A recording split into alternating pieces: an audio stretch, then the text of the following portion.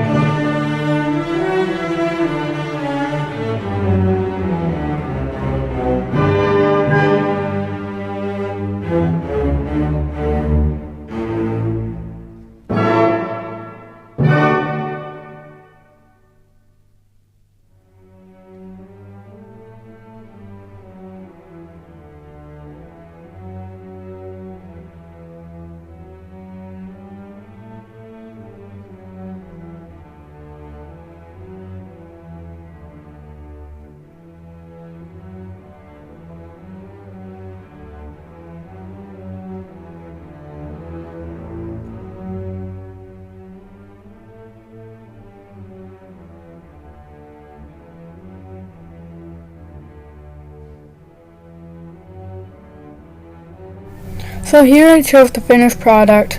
I really hope you enjoyed this video, cause it took me an hour, which isn't really that long, but it was definitely a lot of work to do, so please subscribe. Also, I really hope you enjoyed.